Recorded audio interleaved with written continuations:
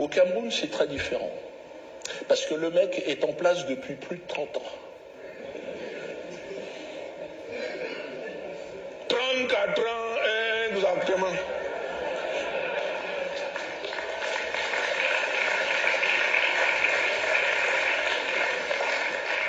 Pourquoi il y a un problème? Nous aussi, nous avons les élections au Cameroun. Hein?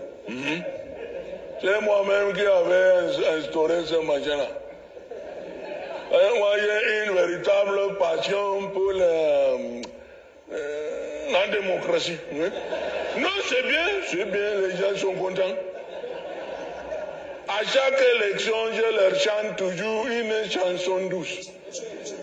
Une chanson douce que chantait le président.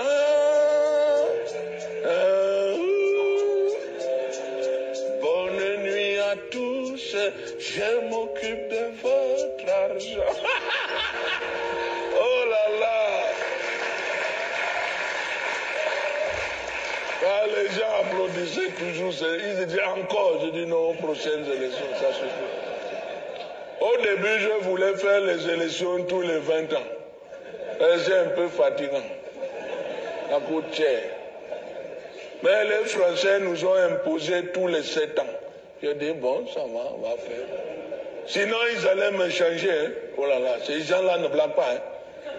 Ils t'envoient les commandos, barbouzes, hélicoptères. Ils rentrent chez toi par les fissures des murs. C'est très dangereux. Tu as vu Gbagbo en Côte d'Ivoire, mais comment? Ils sont allés les chercher dans les toilettes. Ils n'ont pas eu le temps de tirer la charge. Ils se sont retrouvés en slip au tribunal de la haine. Je ne comprends pas. Ils faisaient caca, les gens arrivent.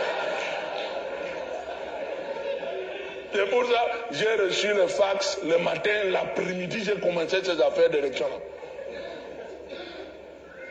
Au début, j'étais le seul candidat. Oui. Ils n'avaient pas compris vraiment le machin, quoi. Et les gens venaient me voir, oh, boss, c'est comment? N'est-ce pas que tu es le seul candidat, non? Et ah bon? Ça veut dire qu'il faut plusieurs.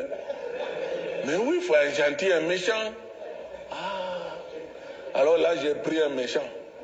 Un gars de mon village, un tueur de chèvres, un assassin. La face fait peur. Au début, je gagnais même avec 100%. Oui. Dans mon village, j'avais gagné avec 105%. Oh non, alors là, vraiment, non, c'est exagéré, c'est exagéré. Il y a la barre psychologique des 100%. Au-delà, les gens doutent, c'est vrai.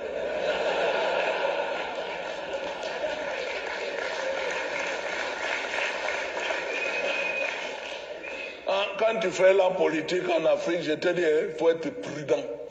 Très prudent. Il y a des imprudents. Oh non, trop. Il y avait un collègue en Centrafrique, Bokassa. Ah, un ambiancé, un gars sensationnel. Mais tu vois, il se fait sacrer empereur. Non, c'est trop. Avec le carrosse, la couronne. C'était Euro Disney à Bangui, non? Je lui ai dit, bon, c'est trop.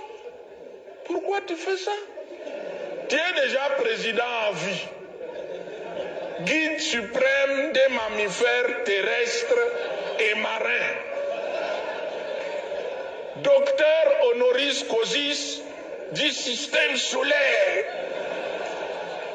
Tout ça en 1 an. Mais prends ton temps, Bobo. Et lui dit non, je vais envoyer encore plus fort. Parce que je suis empereur. Fils aîné de la reine d'Angleterre. Oh, oh, oh, oh. Non, c'est là que j'ai compris, alors là c'est foutu. Tu es le fils aîné d'Elisabeth? Ah bon? Est-ce que cette femme est noire? Oui, il disait oui, elle s'est fait des fusées. Il y croyait. Il a envoyé des lettres enflammées. Maman revient. Je ne pense qu'à téter ton sein. Oh là là. Non, il y a eu le problème diplomatique, non? Ils ont envoyé les commandos. C'était fini. Tu vois, c'est ça. Vraiment, quand tu es en Afrique, vraiment, tu dois être discret quand tu fais les machines de politique. Moi, je suis très discret. Je suis toujours caché en Suisse, dans un hôtel. Oui, tu connais? Ah bon? Il y a des gens qui me reconnaissent. Ils pensaient que j'ai travaillé dans l'hôtel. Il y en a souvent, ils me disent, est-ce que vous connaissez le Cameroun? Je dis, oh, pas trop. Parce qu'en Afrique, vous avez des gens qui aiment parler fort. C'est ça le problème. Le sang est chaud.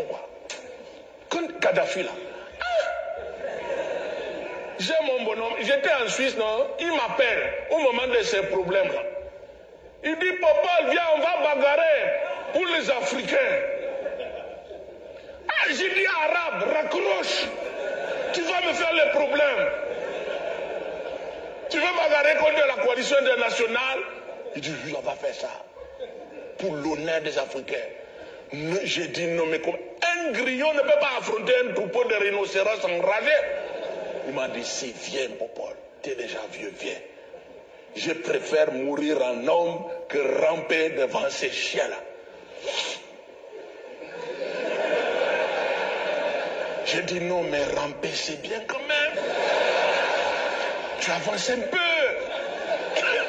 Il m'a raccroché au nez. Carrément. Mais tu vois, le lendemain, ils l'ont embroché, c'était fini.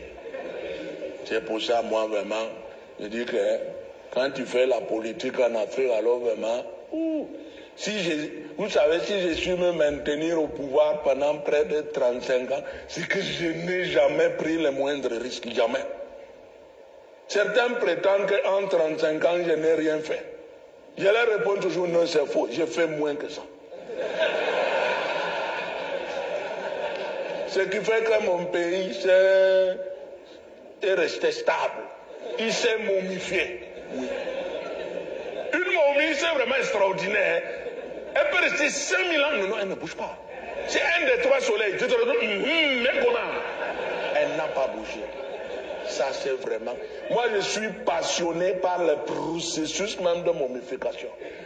C'est quelque chose d'extraordinaire.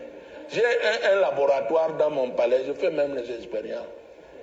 Il n'y a pas longtemps, j'avais pris un opposant, un gesticulant, un gars qui m'emmerde depuis 30 ans. Dès que je voyais ce bonhomme, mais président, où est l'argent de l'État? Le peuple souffre. Bon, je prends ça.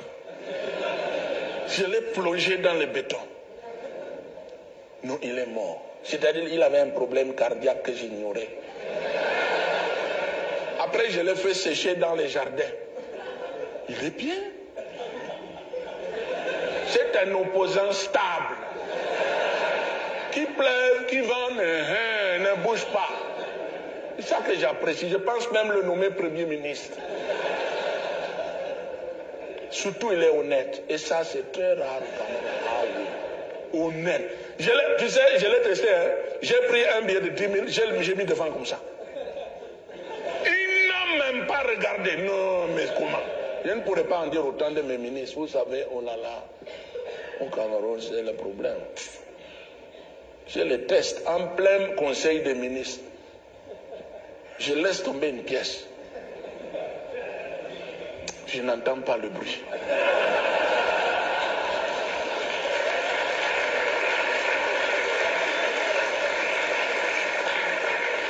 Bon, attention, attention. Attention, c'est ce que je n'ai pas dirigé contre l'actuel gouvernement camerounais, bien sûr.